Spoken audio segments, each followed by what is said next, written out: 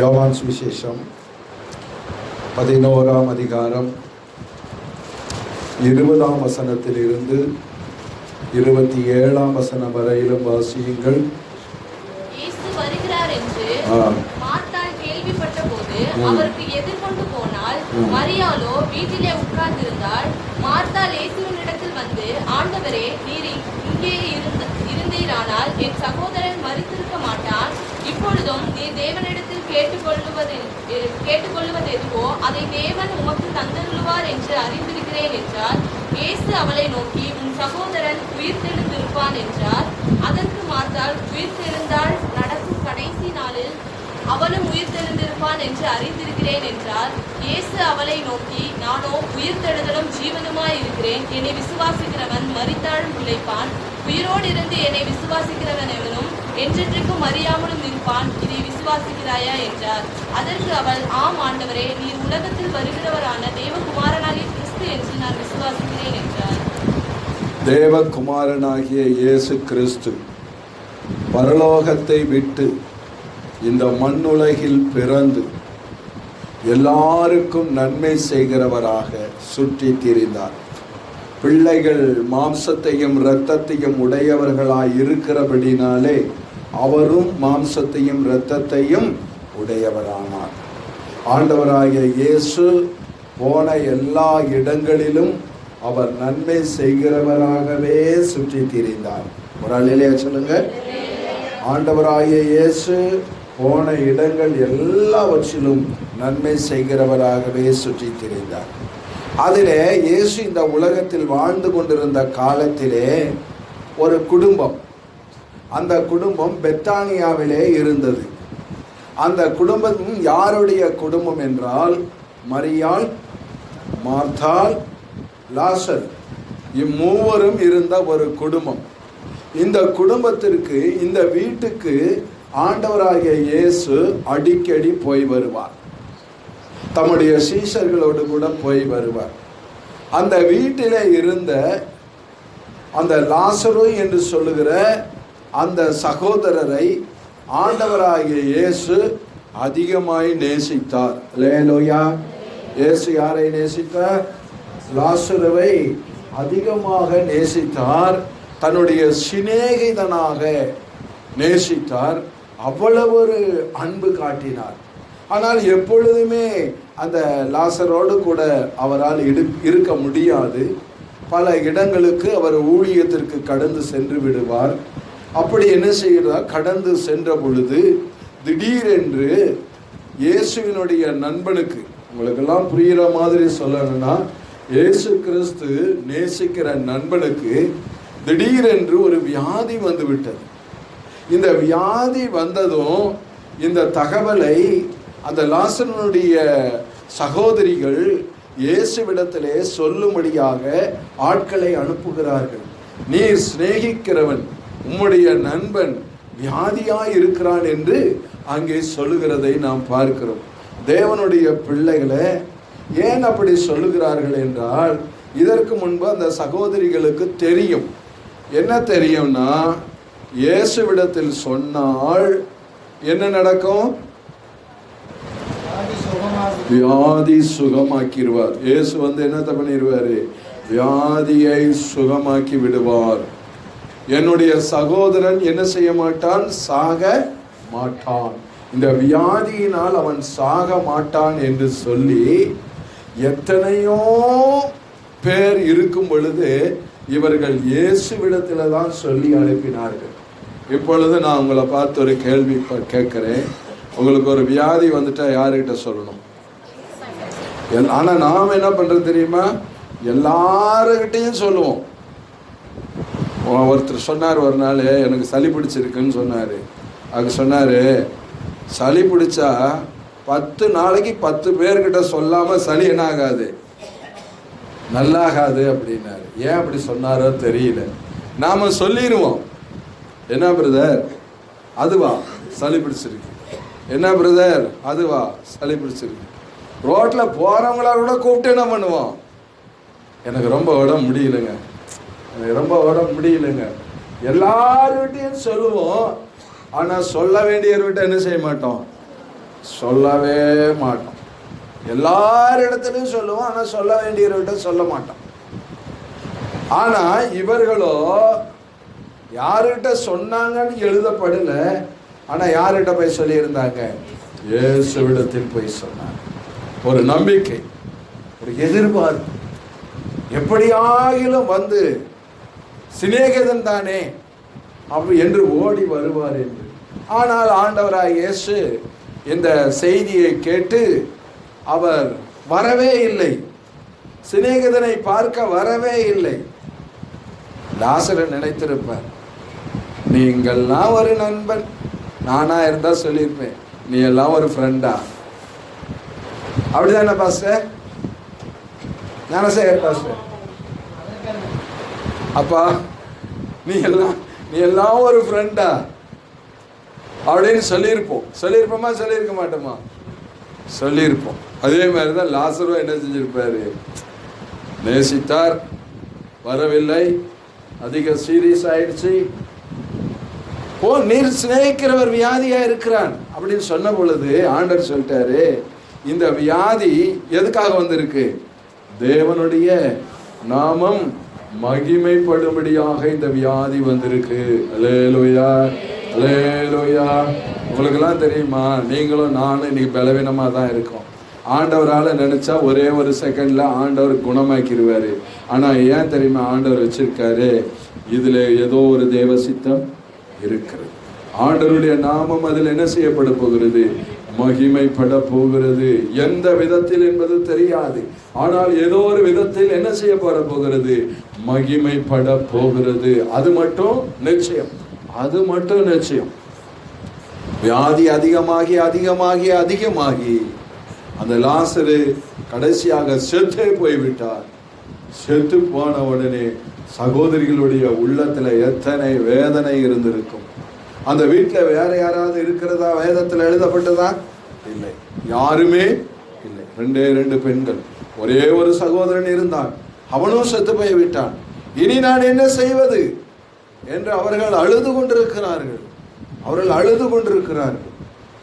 எப்படியோ யாரோ சொந்த பந்தங்களை பிடிச்சி அந்த லாசருவை கொண்டு போய் என்ன செஞ்சிட்டாங்க? அடக்கம் பண்ணிட்டாங்க. லாசருவை அடக்கம் பண்ணிட்டு அவர்களுக்கு தாங்க முடியாத துக்கம். ஏன்னா ஆதரவா இருந்தது ஒரே ஒருத்தர் தான், அந்த நபரும் செத்து போயாச்சு. இனிமே இவர்களுக்கு ஆதரவு என்பது இல்லை. இப்படிப்பட்டதான இந்த சூழ்நிலையில இருக்கும் பொழுது ஆண்டவர் 2 நாள் கழிச்சு புறப்படுறார். புறப்பட்டு இங்க வந்து சேர்றதுக்கு 4 நாள் ஆயிடுச்சு. 4 நாள் ஆயிடுச்சு. இந்த குடும்பம் எப்படி இருந்திருக்கும் என்பதை நீங்கள் யோசித்து பாருங்கள். அதே அதிகாரத்துல 19ஆம் வசனத்தை வாசிச்சு பாருங்களேன்.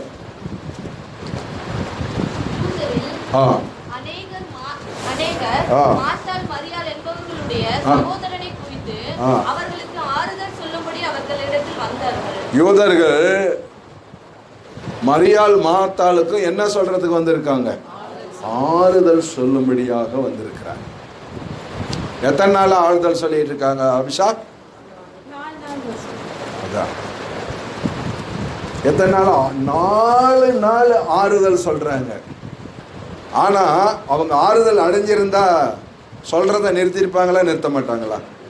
4 நாள் என்ன 40 நாள் ஆறுதல் சொன்னாலும். அபிஷேகா ஒரு பாட்டு இருக்குமா? 1000 பேர் ஆறுதல் சொன்னாலும் பாடுங்களே. ஐயோ, அல்லேலூயா. இவங்களை கதா காலட்சேப நடத்த கூட்டிட்டு போகணும். பாடுங்க டக்குன்னு.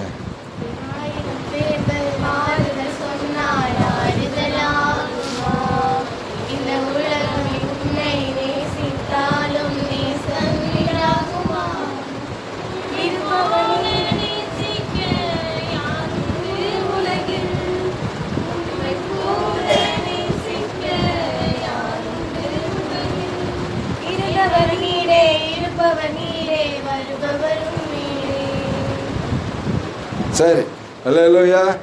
ஆறுதல் சொல்ற மாதிரியே தான் இருக்கு. அல்லேலூயா. என்ன செய்ய? அப்போ 4 நாளா ஆறுதல் சொல்லியும் அவர்கள் என்ன ஆகல? ஆறுதலே அடையல. ஒரே துக்கம், ஒரே துக்கம். அவ்வளோ துக்கம். பைபிள் ஒரு வசனம் இருக்கு, நான் எடுக்கல. மரித்தோரை குறித்து மற்றவர்கள் துக்கப்படுகிறது போல நீங்க என்ன பண்ணக்கூடாது? துக்கப்படக்கூடாது. மரித்தோரை குறித்து ஏன் அப்படி துக்கப்படக்கூடாது என்றால், அவர்களை ஆண்டவர் ஒரு நாள் என்ன செய்ய போகிறார்? எழுப்ப போகிறார். அல்லேலூயா. ஆண்டவர் என்ன பண்ண போகிறார்? எழுப்ப போகிறார். அதனால மற்ற புறஜாதிகள், நம்பிக்கை இல்லாதவர்கள் துக்கப்படுகிறது போல ஆண்டவருடைய பிள்ளைகள் துக்கப்படக்கூடாது என்று சொல்லியிருக்கிறது. ஆனால் இவர்களுக்கு பயங்கர துக்கம். இப்படிப்பட்டதான துக்கமான சூழ்நிலையில மார்த்தாளுக்கு ஒரு செய்தி வருது. என்ன செய்தி தெரியுமா? இயேசு வருகிறார், இயேசு வருகிறார், ஆயத்தமாவோ, ராஜா வருகிறார், எதிர்கொண்டு செல்லுவோம். இயேசு வருகிறார், ஆயத்தமாவோ, ராஜா வருகிறார், எதிர்கொண்டு செல்லுவோம். பள்ளங்கள் எல்லாம் நிரம்பிட வேண்டும், மலைகள் குன்றுகள் கலந்திட வேண்டும், கோணலானவை நேராகணும், கரடானவை சமமாகணும். அல்லேலூயா. இப்ப யார் வர்றது? இயேசு வருகிறார். இயேசு என்ன பண்றாரு? வருகிறார். எங்கே வருகிறார்? அதுல தானே விஷயம் இருக்கு. எந்த வீட்டுக்கு வர்றாரு? லாசரு யார் தெரியுமா? சிநேகிதன். இப்ப நான் சொல்லட்டுமா? இயேசு திரும்பவும் இந்த உலகத்துக்கு என்ன செய்ய போகிறார்? வரப்போகிறார். அல்லேலூயா. யார் வீட்டுக்கு வர போறார்? யார் வீட்டுக்கு? அவர் யாரை சிநேகிக்கிறாரோ அவர்களுடைய வீட்டுக்கு ஆண்டவர் வரப்போகிறார். உங்களை இயேசு சிநேகிப்பாரானால் இயேசு உங்க வீட்டுக்கு வருவார். உங்களை என்னை அவரோடு சேர்த்து கொள்ளும்படியாய் வரப்போகிறார். அல்லேலூயா. வேற எங்கேயாவது போனாரா? இல்லை, லாசரு வீட்டுக்கு தான் போனாரு. அந்த வீடு எப்படி இருந்தது? துக்கமாய் இருந்தது, வேதனையோடு இருந்தது, சஞ்சலத்தோடு இருந்தது, தவிப்போடு இருந்தது, இழப்போடு இருந்தது. அந்த வீட்டுக்கு தான் ஆண்டவராய் இயேசு என்ன செஞ்சாரு? போனார். பிரசங்கில ஒரு வசனம் இருக்குல்ல, விருந்து வீட்டுக்கு போகிறதை பார்க்கலாம் துக்க வீட்டுக்கு போகிறது நல்லது, துக்க வீட்டுக்கு போகிறது நல்லது என்று சொல்லியிருக்கு. ஆண்டவராகிய இயேசு அந்த மரியாளையும் மார்த்தாளையும் தேடி வருகிறார். அதுக்காகவே தான் அவர் வந்திருக்கிறார். இன்னொரு காரணத்துக்காக வந்தார். இயேசு மரியாள் மார்த்தாள் வீட்டுக்கு எதுக்காக வந்தாரு? சாப்பிட்றதுக்கா? எதுக்காக வந்தாரு? உயிரோடு எழுப்புறதுக்கு வந்தாரு. எப்பயும் நான் சொல்லட்டுமா, இயேசு திரும்ப இந்த உலகத்துக்கு எதுக்கு வரப்போகிறார்? நம்மோடு இருந்த நம்முடைய தகப்பனார், சொந்த பந்தங்கள், மரித்து போன தேவனுடைய பிள்ளைகளை உயிரோடு எழுப்புகிறதற்கும் நம்மை மறுரூபமாக்குகிறதற்கும் ஆண்டவர் வரப்போகிறார். அல்லேலூயா. இயேசு எதுக்கு வரப்போகிறார்? நம்மை உயிரோடு இருந்தால் மறுரூபமாக்குகிறதற்கும் மரித்தவர்களை உயிரோடு எழுப்புகிறதற்கும் ஆண்டவர் வரப்போகிறார். இயேசு வரப்போகிறார். இயேசு சீக்கிரம் வரப்போகிறார். துரிதமாய் ஆண்டவர் வரப்போகிறார். துரிதமாய் ஆண்டவர் வந்து நம்ம என்ன செய்ய, நம்ம ஆவிக்குரிய நிலைமையில செத்து கிடந்தாலும் அல்லது சரீரத்தின்படி செத்தவர்களாய் இருந்தாலும் எல்லாரையும் ஆண்டவர் என்ன செய்ய போகிறார் தெரியுமா? உயிர்ப்பிக்க போகிறார். அல்லேலூயா, அல்லேலூயா. அதுக்காக தான் ஆண்டவர் வரப்போகிறார். அதற்காக தான் ஆண்டவர் வரப்போகிறார். சரி, அந்த 20வது வசனத்தை இன்னொன்று படிங்களே. இயேசு வருகிறார் என்று கேள்விப்பட்ட போது என்னங்க செஞ்சாங்க? எதிர்கொண்டு போன. இயேசு வருகிறார். இப்பயும் ஆண்டவரா இயேசு வருகிறார்.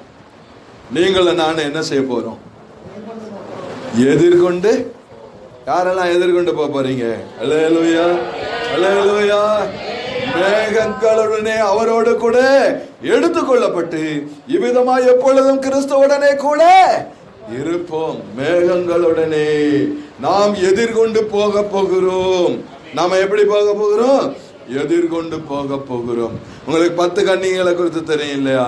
5 கன்னிகள் நல் இரவிலே, இரவு நேரத்திலே இதோ மணவாளன் வந்து விட்டார் என்கிற சத்தம் கேட்ட பொழுது புத்தியுள்ள கன்னிகள் தங்கள் தீவெட்டிகளை ஆயத்தப்படுத்தி யாரை எதிர்கொண்டு போனார்கள்? இயேசுவை வரவேற்கும்படியாக எதிர்கொண்டு போனார்கள். தேவனுடைய பிள்ளைகளை, இன்றைக்கு நான் சொல்றேன், இயேசு வரும்போது யாரால தான் எதிர்கொண்டு போக முடியும்? ஆயத்தமா இருக்கணும். ஆயத்தம் உள்ளவர்கள் மட்டும்தான் இயேசுவை எதிர்கொண்டு போக முடியும். ஆயத்தம் இல்லாதவர்கள் இயேசுவை எதிர்கொண்டு போக முடியாது. உங்களையும் என்னையும் சேர்த்து கொள்ளும்படியாக தான் ஆண்டவர் இந்த உலகத்துக்கு வர்றாரு. ஆயத்தமா இருந்தால் எதிர்கொண்டு போகலாம். ஆயத்தமா இல்லாவிட்டால் கைவிடப்படும். ஆயத்தமா இல்லாவிட்டால் கைவிடப்படும். எத்தனை பேர் இயேசு வரும்போது அவரை எதிர்கொண்டு போகிறதற்கு ஆயத்தமா இருக்கிறீர்கள்? உங்களுக்கு எல்லாம் தெரியும், அது என் பிரசங்கம் இல்லை, அந்த 10 கன்னிகள். ஆனா உங்களுக்கு தெரியும், அவர்களிடத்துல, அந்த புத்தியுள்ள கன்னிகளிடத்துல இருந்தது என்ன? விளக்கு இருந்தது. என்ன இருந்தது? விளக்கு. வேதமே வெளிச்சம். அப்படி என்ன? கட்டளையே விளக்கு, வேதமே வெளிச்சம், போதக சிற்றையே ஜீவ வழி. அப்ப வேதமே வெளிச்சம், கட்டளையே விளக்கு. பாருங்க, நான் உங்களுக்கு சொல்றேன், இந்த பைபிள்ல எபிரேயக்காரங்க சொல்றாங்க, படிச்சவங்க, 613 நியாயப்பிரமாண கட்டளையே 613 இருக்கான். அப்படின்னா எத்தனை கட்டளைகள் இந்த பைபிள்ல, எத்தனை பிரமாணங்கள் இருக்கிறது. இந்த கட்டளைகளை எல்லாம் கை கொள்ளுகிறவர்கள் கையில தான் விளக்கு இருக்கு. கட்டளைகள்லாம் கை கொள்றவங்க கிட்ட தான் என்ன இருக்கு? விளக்கு இருக்கு. இந்த கட்டளைகளை கை கொள்ளாதவர்கள்ட்ட என்ன இல்லை? விளக்கு இல்லை. பரவாயில்ல பாஸ்டர், நான் டார்ச் அடிச்சு போறேன்னு பாக்குறீங்களா? டார்ச்சில் பேட்டரி இல்லாம போயிடும். இல்லையா? விளக்கு இருக்கணும். கர்த்தருடைய கட்டளை உங்க வாழ்க்கையில அதான் விளக்க எங்க வச்சிருப்பாங்க? கையில வச்சிருப்பாங்க. அதே மாதிரி கர்த்தருடைய கட்டளைகளை கை கொள்ளுகிறவனிடத்திலே விளக்கு இருக்கிறது. அடுத்தது, விளக்கு மட்டும் இருந்தா போதாது, என்ன இருக்கணும்? எண்ணெயும் இருக்கணும். பரிசுத்த ஆவியின் அபிஷேகம் இருக்கணும். ஆவியானவர் இருக்கணும். அந்த சத்திய ஆவியானவர் இருக்கணும். வேத வசனம் இருக்கணும். அந்த வேத வெளிச்சம் இருக்கணும். இதெல்லாம் இருந்தா மட்டும்தான் எதிர்கொண்டு போக முடியுமே தவிர, இதெல்லாம் இல்லைன்னா எதிர்கொண்டு என்ன செய்ய முடியாது? போக முடியாது. இதெல்லாம் இல்லைன்னா எதிர்கொண்டு போகவே முடியாது. அப்போ எதிர்கொண்டு போகலைன்னா ஆண்டவர் வெளியே நின்றுவார். வெளியே நின்றுவார். சரி, அடுத்தது, நான் தான் சீக்கிரம் முடிக்கிறேனே, பேசினா போயிட்டே இருக்கு. அடுத்த 21 படிமா. இயேசுவினிடத்தில் வந்து, ஆண்டவரே, நீர் இங்கே இருந்தீரானால் நீ என் சகோதரன் என்ன செய்திருக்க மாட்டான்? மரித்திருக்க மாட்டான். இது விசுவாச வார்த்தையா? அவிசுவாசமான வார்த்தை. கரெக்டாக கண்டுபிடிச்சிட்டோம். விசுவாசம் இருந்தது, ஆனால் இயேசு அற்புதம் செய்யக்கூடிய அளவுக்கு இவர்களிடத்துல என்ன இல்லை? விசுவாசம் இல்லை. தெரியுமா? ஏன்னா 100க்கு அதிபதி சொல்றான், நீர் ஒரு வார்த்தை சொல்லு, என் வியாதிக்காரன் என்ன செய்வான்? சொஸ்தமாவான்னு சொன்னாங்க. ஆனா சிநேகிதன் தான். ஆண்டவர் வந்தா சாப்பாடு கொடுக்கிற குடும்பம் தான், நல்ல விசுவாச குடும்பம் தான், இயேசுவின் மேல பக்தியா இருக்கிற பக்தர்கள் தான். ஆனால் என்ன இல்லை? விசுவாசம் இல்லை. விசுவாசம் குறைவா இருக்கிறது. விசுவாசம் இல்லை. ஆண்டவர் இருந்திருந்தாதான் இது அவன் செத்திருக்க மாட்டான் என்று அவர்கள் என்ன செய்கிறார்கள்? நினைக்கிறார்கள். தேவனுடைய பிள்ளைகளே, நான் உங்களுக்கு ஒன்று சொல்றேன். பவுல் சொல்றார், நான் சரீரத்தின்படி உங்களுக்கு தூரமா இருந்தாலும் ஆவியின்படி உங்களுக்கு அருகிலேயே நான் இருக்கிறேன். அல்லேலூயா. இன்றைக்கு இயேசு பரலோகத்தில் இருந்தாலும் ஆவியாய் இருக்கிற இயேசு உங்க உள்ளத்துக்குள்ளதான் என்ன செய்யறாரு? இருக்கிறாரா இல்லையா? இதோ உலகத்தின் முடிவு பரியந்தம் சகல நாட்களிலும் நான் உங்களுடனே இருக்கிறேன் என்று சொன்ன ஆண்டவர் நம்ம கூடவே தான் இருக்கிறார். அல்லேலூயா. நீங்கள் அறியாத ஒருவர் நடுவிலே இருக்கிறார். ஆண்டவர் நம்முடைய மத்தியில தான் இருக்கிறார். நம்மை திக்கற்றவர்களாக அவர் என்ன செய்யல, விடல. நம்ம திக்கற்றவர்கள்னா நேத்து தானே நான் சொல்லிக் கொடுத்தேன். அல்லேலூயா. திக்கற்றவர்கள்னா யாரு? அப்படியா? அபிஷா சுட்டி நல்சி சொல்லுமா. திக்கற்றவங்கன்னா யாருமா? திசை தெரியாதவர்கள், திசை அற்று போனவர்கள். அல்லேலூயா. அப்போ திசை அற்று போனவர்கள், திக்கு தெரியாதவர்கள். ஆண்டவர் சொல்றாரு, உங்களை திசை தெரியாதவங்களை நான் விடவே உங்களுக்கு வழிகாட்டுறதுக்கு என்னுடைய ஆவியானவர் இருக்கிறார். அல்லேலூயா, அல்லேலூயா. ஆண்டவர் அப்படியெல்லாம் உங்களுக்கு நான் சொல்லி இருக்கும் போது, இவர்கள் நீர் எங்களோடு இருந்திருப்பீரானால் என் சகோதரன் மரித்திருக்க மாட்டான் என்று இவர்கள் ஏன் சொல்லுகிறார்கள்? அடுத்தது படிமா. இப்பொழுதும் தேவனிடத்தில் கேட்டுக்கொள்வது எதுவோ இப்போ இதையும் நான் உங்களுக்கு சொல்றேன். இயேசுவை இவர்கள் எப்படி தெரியுமா நினைச்சாங்க? அன்புதாஸ் பாஸ்டர் மாதிரி நினைச்சிட்டாங்க. அப்படி இல்லைன்னா ஞானசேகர் பாஸ்டர் மாதிரி நினைச்சிட்டாங்க. இல்லைன்னா டிஜிஎஸ் தினகரன் மாதிரி நினைச்சிட்டாங்க. இல்லைன்னா நம்ம மோகன் ஸ்ரீ லாசரஸ் ஐயாவை போல நினைச்சிட்டாங்க. ஏன் இவங்களெல்லாம் நான் சொல்றேன் தெரியுமா? இவங்கெல்லாம் இப்போ உங்களுக்கு ஒரு அற்புதம் நடக்கணும். உங்களுக்கெல்லாம் அற்புதம் நடக்கணும்னா இப்போ நாங்கள்லாம் என்ன செய்யணும்? முழங்கால் போட்டு போராடி மன்றாடி இவங்களுக்கு அற்புதம் செய்யுங்கன்னு சொல்லி ஜெபம் பண்ணணும். அந்த மாதிரி ஏசப்பா ஜெபம் பண்ண வேண்டியது வருமா? அப்படின்னு ஜெபம் பண்ணாரேன்னு சொல்றீங்களா? அது ஜனங்க பார்க்கணுங்கிறதுக்காக தான், இவர்கள் அறியும்படி தான் செஞ்சாரு. ஆனா பிதா இயேசு கிறிஸ்து ஒரே ஒரு வார்த்தை சொன்னார். அவர் ஜெபித்து தான் உங்களுக்கு நன்மையை வர வைக்கணும்னு இல்லை. ஆனா இந்த மாத்தாளுக்கு என்ன தெரியுமா?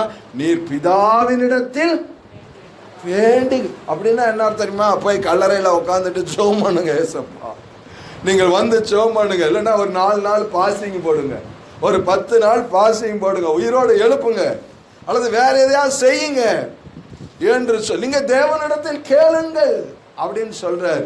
ஆனா இயேசுவை தேவனுடைய குமாரன் என்று இன்னும் இந்த மார்த்தாள் என்ன செய்யல? விசுவாசிக்கல. அவரை கிறிஸ்து என்று இன்னும் விசுவாசிக்கல. அவர் ராஜா என்று விசுவாசிக்கல. ஒரு இடத்துல வசனம் இருக்கு, நீங்க வீட்டுல படிச்சுக்கோங்க. அதே யோவான் 5ஆம் அதிகாரத்துல, பிதாவானவர் மரித்தோரை உயிர்ப்பித்து எழுப்புகிறது போல குமாரனும் எழுப்பி உயிர்ப்பிக்கிற அந்த அதிகாரத்தை பிதா என்ன செஞ்சிருக்காரு? கொடுத்திருக்கிறார். அல்லேலூயா. பிதா எப்படி மரித்தோரை எழுப்புகிறாரோ அதே போல அவருடைய குமாரனுக்கு அந்த வல்லமையை தேவன் கொடுத்திருக்கிறார். இதை இன்னும் இந்த மார்த்தாள் என்ன செய்யல தெரியுமா? விசுவாசிக்க. சரி, அடுத்து படிமா. நான் முக்கியமானது வரலான்னு பார்த்தேன்.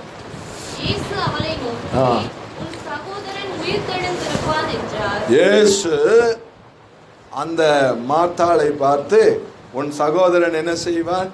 உயிர்த்தெழு. நீங்க ஜெபம் பண்ணுங்கன்னு சொன்னாங்க. ஆனா ஏசப்பா ஜெபம் பண்ணல.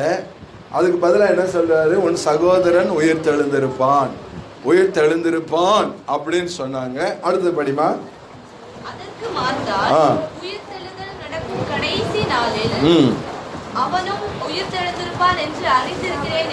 அதுக்கு ஒரு அருமையான ஒரு பதில்.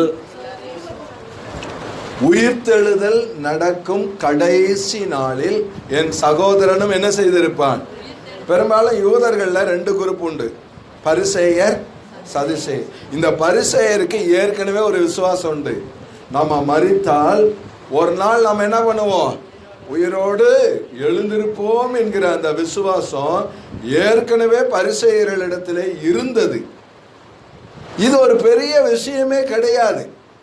யூதர்கள், அதிலும் பரிசேயர், கடைசி நாளில் என் சகோதரன் எழுந்திருப்பான் என்பது விசுவாசிக்கிறது ஒரு பெரிய விஷயமே கிடையாது. அதை இப்பொழுது என்ன செய்கிறார்? இயேசுவுக்கு பதிலாக சொல்லுகிறார். அதுக்கு இயேசப்பா என்ன சொல்றாரு? படிங்க. இயேசு அவளை நோக்கி நானே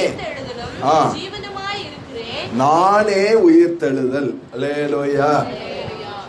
நானே என்னவா இருக்கிறேன்? உயிர்த்தெழுதலா இருக்கு. நான் தான் உயிர்த்தெழுதல். நான் தான் உயிர்த்தெழுதல். ஆண்டவராகிய இயேசு தான் உயிர்த்தெழுதல். உயிர்த்தெழுதல் என்றாலே ஆண்டவராகிய இயேசு தான். நான் தான் அப்பம். நான் தான் அப்பம்.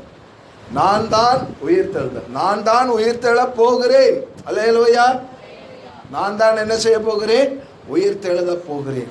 நான் தான் அதாவது உங்களுக்கு நல்லா சொல்றேனே, இப்போ இயேசுதான் உயிர். இயேசுதான் என்னது? உயிர். அதே வசனத்தில் போட்டிருக்கேன், நானே உயிர்த்தெழுதலும் ஜீவனும். ஜீவன் என்றால் உயிர்.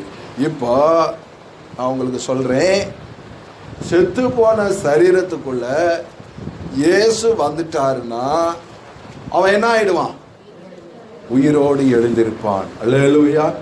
நான் லாசருக்குள்ள போனாலே அவன் என்ன ஆயிடுவான்? உயிரோடு எழுந்திருப்பான். நான் லாசருக்குள்ள போனாலே அவன் உயிரோடு எழுந்திருப்பான். நான் லாசருக்குள்ள போனாலே அவன் வாழ்வு துளிரும். நான் லாசருக்குள்ள போனாலே அவன் ஜீவனோடு வெளியே வந்துருவான். இதை நீ விசுவாசிக்கிறியா? அல்லேலூயா, அல்லேலூயா, அல்லேலூயா. இதை நீ விசுவாசிக்கிறியா என்று கேட்டார். தொடர்ந்து படிமா. அப்படின்னா நாம இயேசுவை விசுவாசித்தாலே இயேசு எங்க வந்துடுறாரு? இயேசுவை விசுவாசித்தாலே இயேசு எங்கே வருகிறார்? நம்முடைய இருதயத்துக்குள்ள வருகிறார். கர்த்தராகிய இயேசுவை உன் இருதயத்தில் விசுவாசித்து அவரை நீ ஏற்றுக்கொண்டால் அவர் உன்னுடைய இருதயத்துக்குள்ள வந்துடுறாரு. இயேசு உன் இருதயத்துக்குள்ள வந்துட்டாலே உன் இருதயத்துக்குள்ள இருக்கிற இயேசு நீ செத்தாலும் உன்னை உயிரோடு எழுப்பிடுவார். அல்லேலூயா. நம்முடைய இருதயத்துக்குள்ள இருக்கிற இயேசு நாம் செத்தாலும் அவர் நம்ம உயிரோடு என்ன பண்ணிடுவாரு? எழுப்பிடுவார். அவர் நம்மை எழுப்பிடுவார். இதை நீ விசுவாசி. இதை நீ விசுவாசி. படிங்க. உயிரோடு இருந்து எவனும் உயிரோடு இருந்து விசுவாசித்தா அவன் என்ன செய்வான்? என்றென்றைக்கும் மறியாமலும் இருப்பான். உயிரோடு இருந்து விசுவாசித்தால் அவன் என்றென்றைக்கும் மறியாமலும் இருப்பான். அடுத்தது என்றால்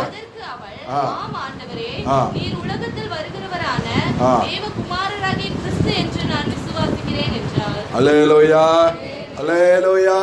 நீர் உலகத்தில் வருகிறவனான தேவ குமாரனாகிய கிறிஸ்து என்று நாங்கள் என்ன செய்கிறோம்?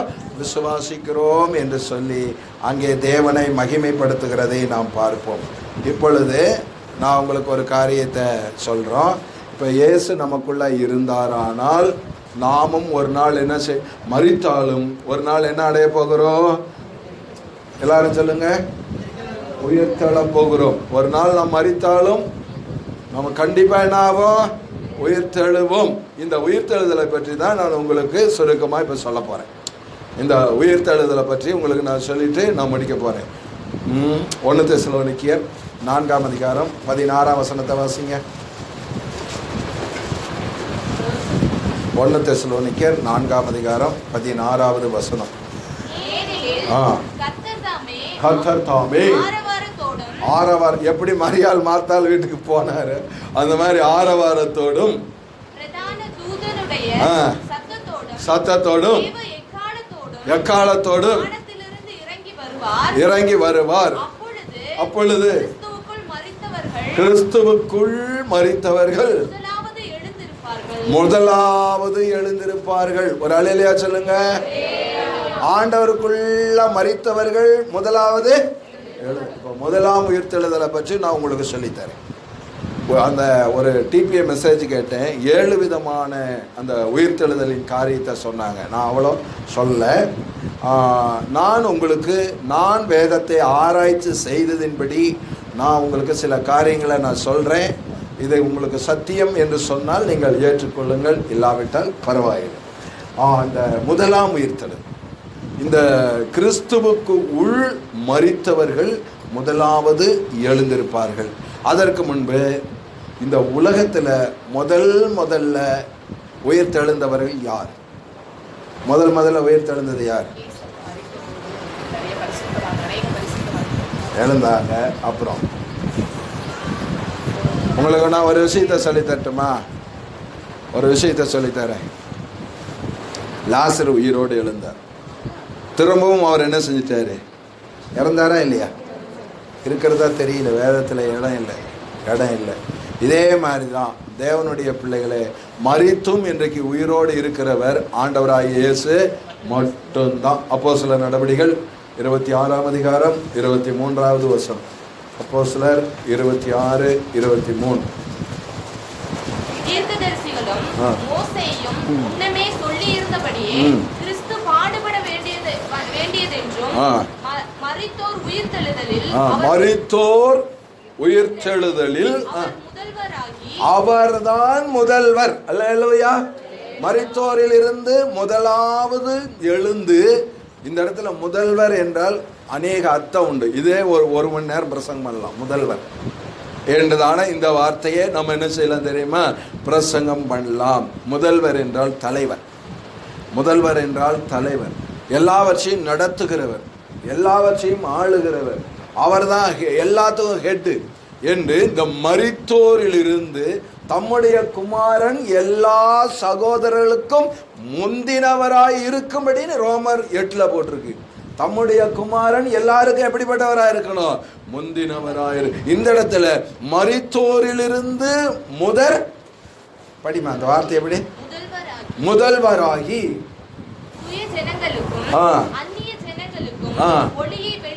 வெளிப்படுத்துகிறவரே என்றும் சொல்லுகிறேனே என்று வேறொன்றையும் நான் சொல்லுகிறதில்லை. அப்ப முதல்ல உயிரோடு எழுந்தவர், முதல்வராக இருக்கிறவர் ஆண்டவராகிய இயேசு. அடுத்தது ரெண்டாவது யார் எழும்ப போறாங்கன்னா, கிறிஸ்துவுக்குள் மரித்தவர்கள் முதலாவது எழுந்திருப்பார்கள். அதாவது இயேசு அவர் தெய்வம் போயிட்டாரு. அதுக்கு அடுத்தது எழும்ப போகிறவர்கள் ஆண்டவருடைய பிள்ளைகள். முதலாவது ஆண்டவருக்குள்ள மரிக்கணும். யாருக்குள்ள மரிக்கணும்?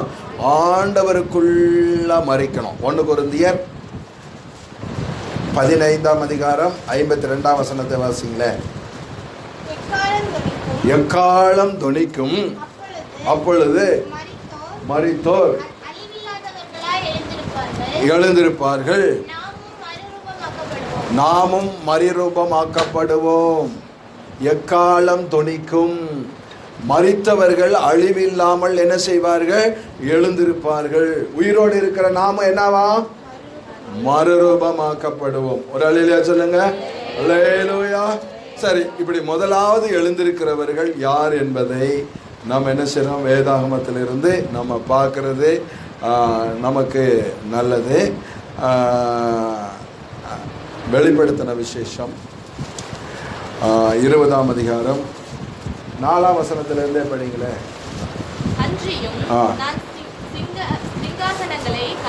ஒரு சிங்காசனம் இல்லை, அநேக சிங்காசனங்கள். அல்லேலூயா.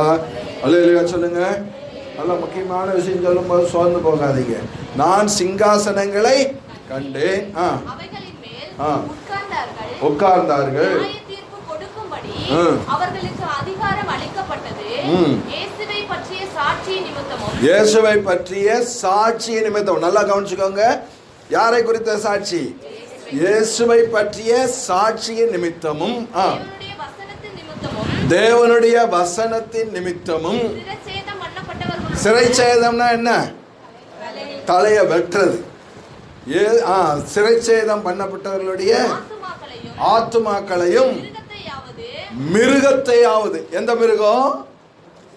அந்தி கிறிஸ்து என்கிற மிருகம். மிருகத்தையாவது, அதனுடைய உருவத்தையாவது, அத வணங்காம இருக்கிறவங்க, அந்த உருவத்தை வணங்காமல் இருக்கிறவங்க தங்கள் நெற்றியிலும் கையிலும். அதன் முத்திரை என்ன? முத்திரை 666 66 முத்திரையை படிமா. இருந்தவர்களையும் கண்டேன். இந்த சிங்காசனத்தின் மேல இருந்தவங்க இவங்கெல்லாம் அவர்கள் உயிர்த்து கிறிஸ்துவுடனே கூட எத்தனை வருஷம் அரசாண்டார்கள்? 1000 வருஷம் அரசாண்டார்கள். அடுத்தது மரணமடைந்த மற்றவர்கள் அந்த 1000 வருஷம் முடியும் அளவும் இவங்கெல்லாம் என்ன செய்யல?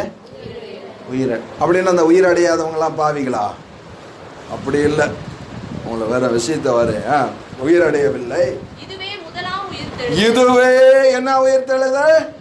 முதலாம் உயிர்த்தெழுதல். படிமா. முதலாம் உயிர்த்தெழுதலுக்கு பங்குள்ளவன் பாக்கியவானும் பரிசுத்தவானுமாய் இருக்கிறான். இவர்கள் மேல் இரண்டாம் மரணத்திற்கு அதிகாரம் இல்லை. இவர்கள் தேவனுக்கும் முன்பாக ஆசாரியராயிருந்து அவரோட கூட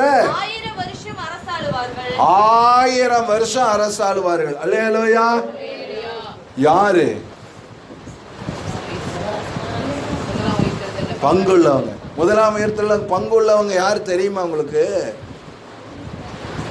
சொல்லிட்டுமா உங்களுக்கு வெளிப்படையா? ஆண்டவருக்காக வாழ்ந்து நீ ஆண்டவரை வணங்கக்கூடாது. அல்லது அந்தி கிறிஸ்து முத்திரை போட வருவான். அந்தி கிறிஸ்து என்ன போட வருவான்? முத்திரை போட வருவான். நான் முத்திரை போட்டது தான் உனக்கு ரேஷனில் பொருள், முத்திரை போட்டால் தான் பஸ்ஸில் ஏறணும். இந்த கொரோனா ஊசி அப்போ சொன்னாங்கல்ல, இது மாதிரி போட்டால் தான், இதெல்லாம் செஞ்சால் தான், இதெல்லாம் பண்ணால் தான் உனக்கு தருவேன். இல்லைன்னா தண்ணி பஞ்சாயத்துலேருந்து தண்ணி வராது. முத்திரை போட்டிருக்கியா அப்படின்னா தண்ணி வாங்கு, இல்லைன்னா இல்லை. நீ கடையில் பொருள் வாங்கணுமா முத்திரை போடணும்.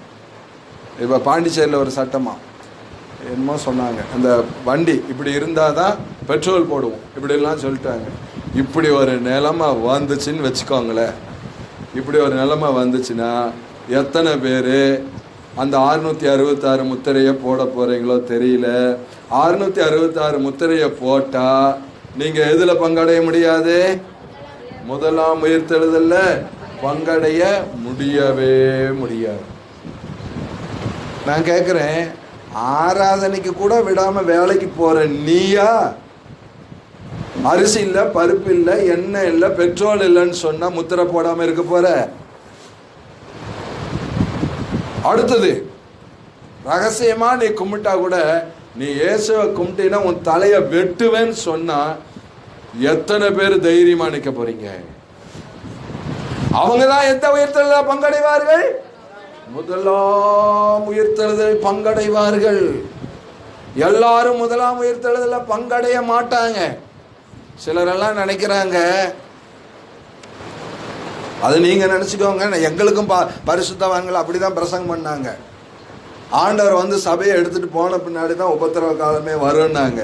எனக்கு நான் ஆய்வு பண்ணதுலேருந்து எனக்கு அது தெரியவே இல்லை. சபை உபத்திரவ காலத்துக்குள் போகும். சபை எதுக்குள்ள போகும்? உபத்திரவ காலத்துக்குள்ள போகும். அதிலிருந்து அந்த உபத்திரவம் என்னும் குகையிலிருந்து உங்களை புடமிட்டு ஆண்டவர் உங்களை உயிர்ப்பிப்பார். அல்லேலூயா, அல்லேலூயா. கடைசி நாட்களிலே புடமிடுதல் இருக்கும், உபத்திரவம் இருக்கும், பாடுகள் இருக்கும், கிறிஸ்துவுக்காக நிந்தை அவமானங்கள் இருக்கும். இதை சகிக்கிறவர்களே முதலாம் உயிர்த்தெழுதல் பங்கடைவார்கள். சாதாரண கிறிஸ்தவ வாழ்க்கை வாழ்றவங்க முதலாம் உயிர்த்தெழுதல் என்ன முடியாது, பங்கடையவே முடியாது. பேருக்காக கிறிஸ்தவ வாழ்க்கை வாழுகிறவர்கள் பங்கடையவே முடியாது. பேருக்காக கிறிஸ்தவ வாழ்க்கை வாழுகிற யாரும் பங்கடைய முடியாது.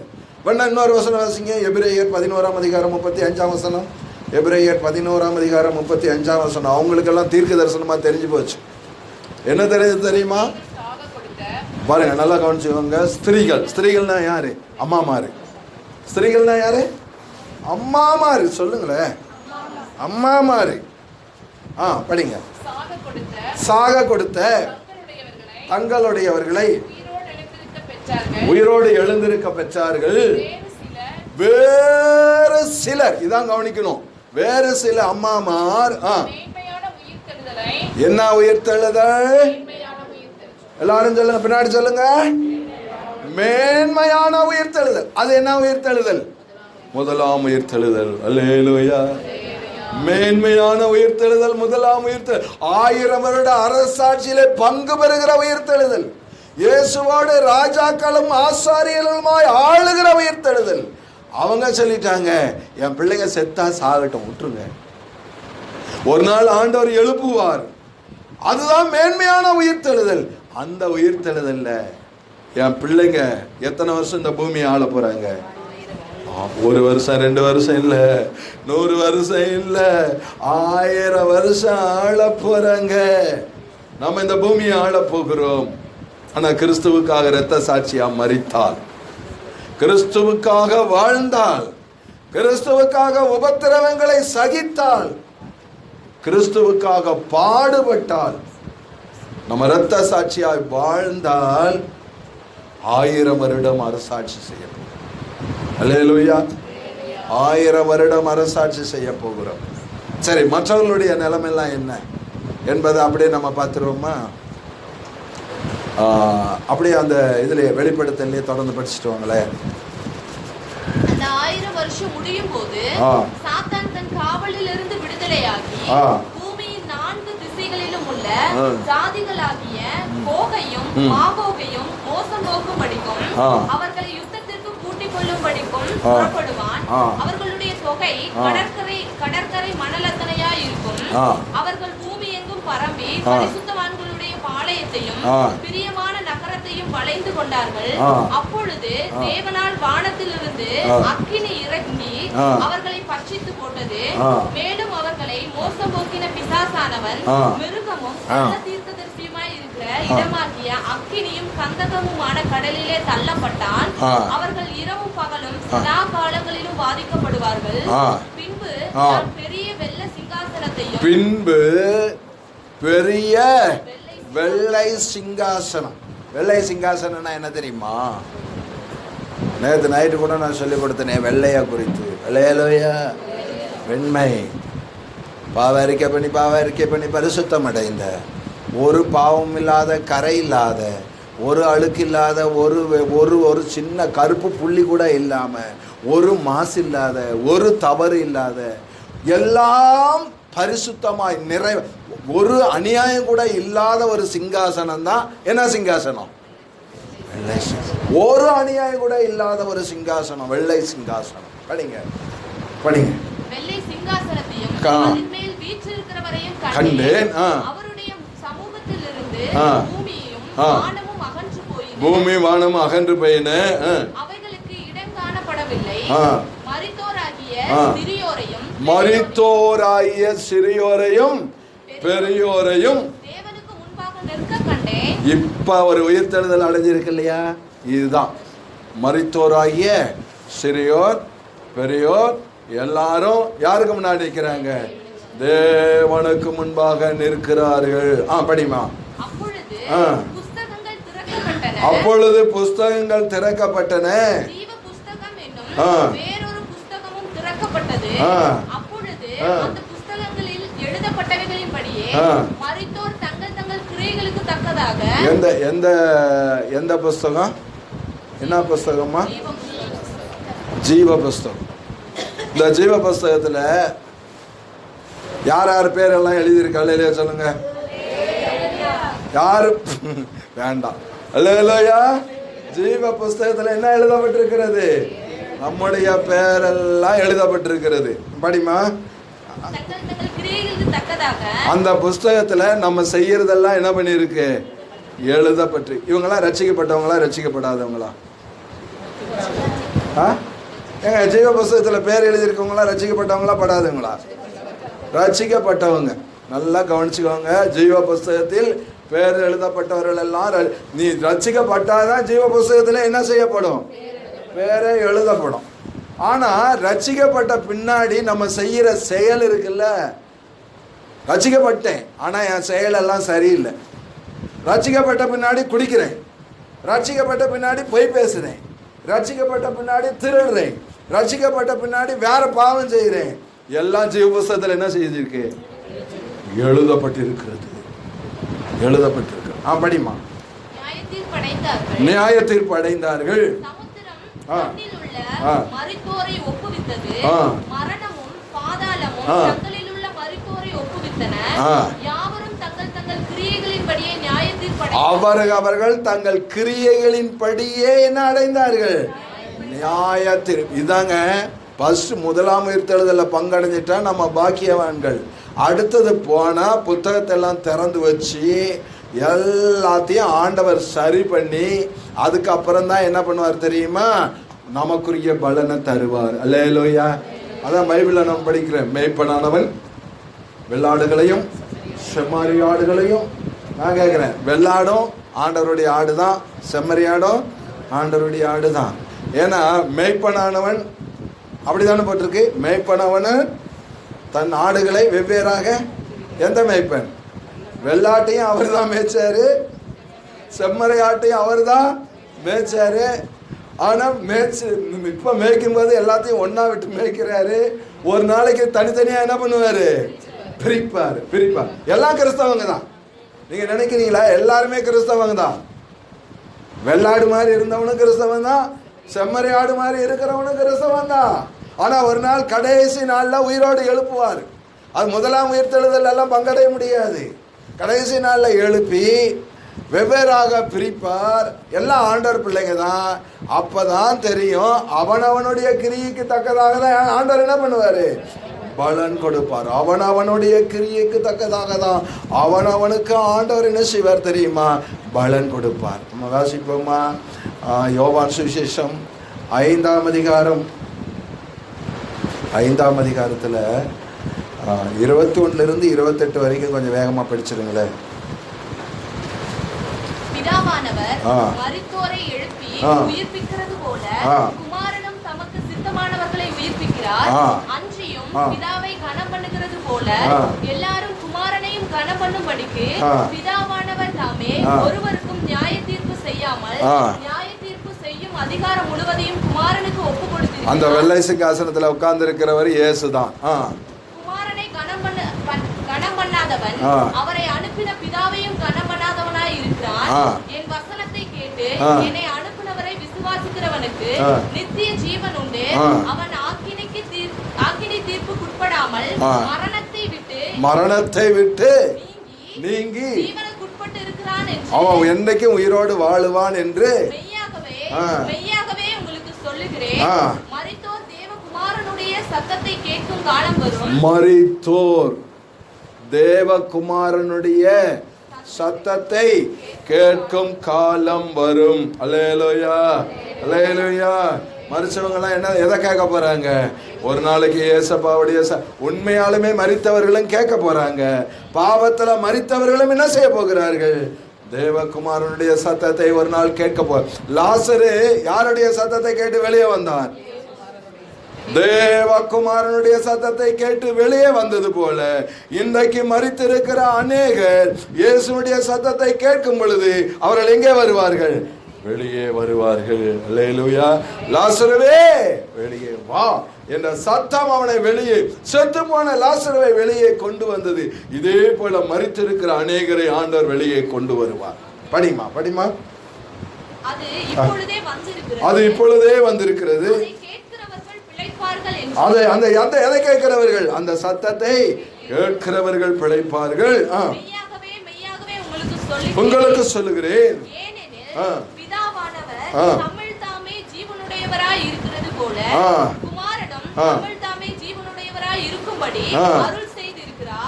அவர் மனுஷகுமாரனாய் இருக்கிறபடியால் நியாய தீர்ப்பு செய்யும்படிக்கு அதிகாரத்தையும் அவருக்கு கொடுத்திருக்கிறார். இதை குறித்து நீங்கள் ஆச்சரியப்பட வேண்டாம். ஏனென்றால் பிரேத குழியில் உள்ள எல்லாரும் கவனிச்சுக்கோங்க, நான் முடிக்க போறேன். பிரேத குழியில் உள்ள, பிரேத குழினா என்ன? கல்லறை. கல்லறைக்குள்ள இருக்கிற பிரேத குழியில் உள்ள அனைவரும், ஒரு ஆள் இல்ல ரெண்டு ஆள். பாருங்க, நான் இவ்வளவு நாள் சொன்னேன் கிறிஸ்துவுக்குள் மரித்தவர்கள் முதலாவது எழுந்திருப்பார்கள்னு. இவங்க கிறிஸ்துவுக்குள்ள உள்ள மரிச்சவங்க, இவங்க நீதிமானாய் மரித்தவர்கள். அதெல்லாம் அந்த வசனத்தை காட்ட நேரம் இல்லை. நீதிமானாய் மரித்தவர்கள், பரிசுத்தவானாய் மரித்தவர்கள், பாடு அனுபவித்து மரித்தவர்கள், அவர்களை சொல்லவில்லை. இங்க எதை சொல்லுது? பொதுவான மரணம், பொதுவாய் மரித்தவர்கள். படிமா. அனைவரும் அவருடைய சத்தத்தை கேட்கும் காலம் வரும். அப்பொழுது நன்மை செய்தவர்கள் ஜீவனை அடையும்படி, நன்மை செய்தவர்கள் இவங்க முதலாம் உயிர்த்தெழுதல் பங்கடையில, ஆனா நன்மை செஞ்சிருக்காங்க. எப்படிப்பட்ட வாழ்க்கை தெரியுமா? இன்னைக்கு நாம வாழ்ந்துட்டு இருக்கோம்ல, இந்த நாம அன்புதாஸ் பாஸ்டர், டீச்சரு ஞானசாகர் பாஸ்டர், நாங்கள்லாம் இயேசுக்காக ஒரு அடி கூட வாங்கலை. ஆனால் நன்மை செய்கிறோம், நன்மை செய்கிறோம். அவர்கள் எழுந்திருப்பார்கள். எப்பொழுது எழுந்திருப்பார்கள்? கடைசி நாளில். எப்போ? கடைசி. ஆனால் இந்த நன்மைக்கு ஒரு பரிசு உண்டு, ஒரு கிஃப்ட் இருக்கு, ஒரு பலன் இருக்கு, பலன் இருக்கு. ஆனா அந்த முதலாவது எந்திரிச்சாங்க பாருங்க, அந்த ஆசீர்வாதம் நமக்கு என்ன செய்யாது? இருக்காது. அந்த நன்மை இருக்காது. அதை நீங்க தெரிஞ்சுக்கோங்க, அதை தெரிஞ்சுக்காங்க. அந்த நாங்க ராஜாக்கள் 1000 வருஷம் அரசாலனா ஆண்டவருக்காக பலியாகணும். அல்லேலூயா. படிமா. ஜீவனை அடையும்படி எழுந்திருக்கிறவர்களாகவும் தீமை செய்தவர்கள் யாரு? தீமை செய்தவங்களும் அப்ப என்ன பண்ணுவாங்க? உயிரோடு சொல்ல மாட்டேங்கிறீங்களே, பின்னாடி சொல்லுங்க. குடிகாரனும் என்ன செய்வான்? எழுந்திருப்பான். அடிச்சவனும் எழுந்திருப்பான். விபச்சாரக்காரனும் எழுந்திருப்பான். எல்லாரும் எழுந்திருப்பாங்க. எழுந்திருப்பார்கள். படிமா. தீமை செய்தவர்கள் ஆக்கினையை அடையும்படி, தண்டனையை அடையும்படி புறப்படுவார்கள். ஆமாமா, நான் சொல்லிட்டேன். நான் நல்லா கவனிச்சுக்கோங்க. நன்மை செஞ்சவங்களுக்கு பரலோகத்தில் இடம் கிடைக்கும், அதுக்காக உயிரோடு எழுந்திருப்பாங்க. தீமை செஞ்சவங்க தண்டனை அனுபவிக்கிறதுக்காக என்ன செய்வாங்க? உயிரோடு எழுந்திருப்பாங்க. நாம எதுக்காக உயிரோடு எழுந்திருக்க போகிறோம்? தேவனுடைய பிள்ளைகளை கடைசியாக ஒரு வசனத்தை, இன்னும் 2 வசனம் இருக்குது, வசனத்தை மட்டும் வாசித்து நம்ம என்ன செஞ்சிருவோம்? நம்ம முடிச்சிருவோம். ஏசாயா 26:19 வாசிங்கள. ஏசாயா 26:19. சோத்திரம். மரித்த உம்முடையவர்கள் பிரேதமான என்னோட பாருங்க, 2 கூட்டமும் எழும்பும். ஏசாயாவிலே சொல்லப்பட்ட தீர்க்க தரிசனம். படிமா.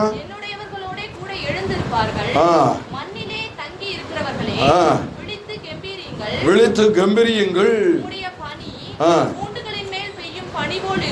இருக்கும். மரித்தோரை பூமி என்ன செய்ய பண்ணும்? புறப்பட பண்ணும். செத்தவங்களாம் அந்த பூமிக்கு அடியில் கிடக்குறாங்க. ஒரு நாள் பூமி போயிடுங்களான்னு துரத்த போகுது. யார மாதிரி? அன்னைக்கு லூக்காயா சொன்னாரு. லூக்காயா தானே? அந்த யோனா மீனுக்கே என்ன பண்ணல, இந்த பாவியை வயிற்றுக்குள்ள வச்சிருக்கிறது பிடிக்கல. எப்படா இவனை கொண்டு போய் என்ன பண்ணுவோம்? வாந்தி பண்ணுவோம். வாந்தி பண்ண மாதிரி பூமி என்ன செய்ய போகுது தெரியுமா?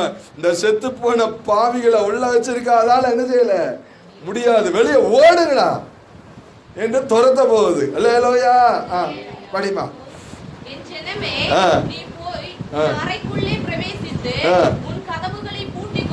மணவாளன் வரப்போகிறார். உன் அறைக்குள் என்ன செய்ய? போய் பிரவேசித்து உன் கதவை பூட்டிக் கொண்டு இந்த கோபாக்கினை, இந்த உக்கிரகம், இந்த தண்டனை கடந்து போக மட்டும் ஒளித்துக்கொள்.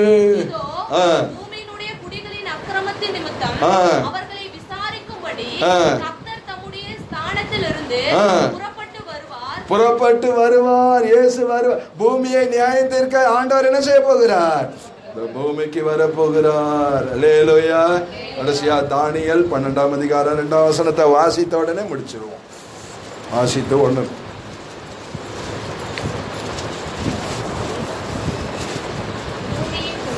பூமியின் தூளிலே நித்திரை பண்ணுகிறவர்களாகிய அநேகர் சிலர் நித்திய நித்திய ஜீவனுக்கும் ஜீவனுக்கும் சிலர் நித்திய நிந்தைக்கும் சிலர் நித்திய நிந்தைக்கும் இகழ்ச்சிக்கும் இகழ்ச்சிக்கும் விழித்து எழுந்திருப்பார்கள். உயிரோடு எழும்புவாங்க.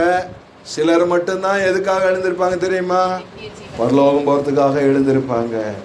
ஆனா சிலர் எதுக்காக எழுந்திருப்பாங்க தெரியுமா? நித்திய நிந்தைக்கும் நித்திய இகழ்ச்சிக்கும். ஆனா நாம உயிரோடு எழுந்திருக்கணும். எதுக்காக எழுந்திருக்கணும்? பரலோகம் போறதுக்காக நாம எழுந்திருக்கணும். கர்த்தர் நம்மை ஆசீர்வதிப்பாராக. எல்லாரும் இந்த வசனங்களுக்கு ஒப்பு கொடுத்து ஜெபம் பண்ணுங்க.